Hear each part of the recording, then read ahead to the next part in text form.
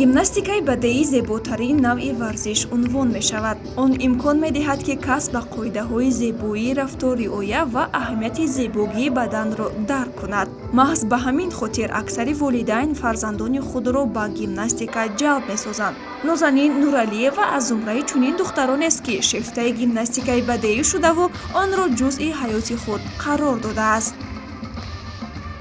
Я смотрела телевизор, и там показали, как занимаются гимнастикой.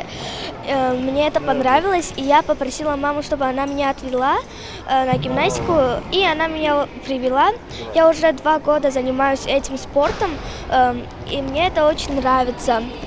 Самия Комилова дар баробари хонандаи аълохони мактаб будану ба курсҳои забономӯзӣ рафтан, ҳамчунин бозвақти худро барои ба варзиш машғул шудан ҷудо кардааст.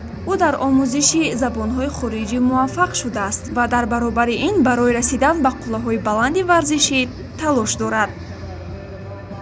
Я занимаюсь гимнастикой, художественной гимнастикой 1 год, а спортивной 2 года. Но мне художественная гимнастика больше нравится, так как тут элегантность проявляется у гимнасток. И здесь мы узнаем несколько интересных фактов.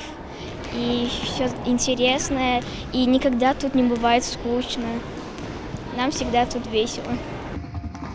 дар чемпионати ҷумҳурии Тоҷикистон оид ба гимнастикаи бадеӣ, ки рӯзҳои 28-29 март дар шаҳри Душанбе доир шуд, 115 нафар гулдухтарони солҳои таваллудашон аз 2007 то 2011 фаъолона ширкат намуданд. аз шумораи иштирокчиён бармеояд, ки сафи нафарони ба ин навъи варзиш рӯ оварда рӯз то рӯз афзудааст.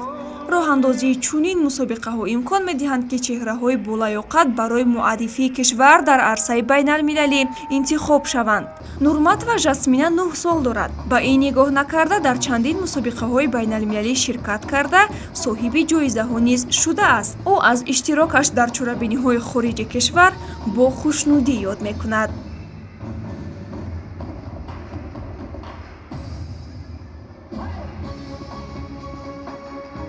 Я получила 3-е место, это был международный турнир, там было 15 стран мира.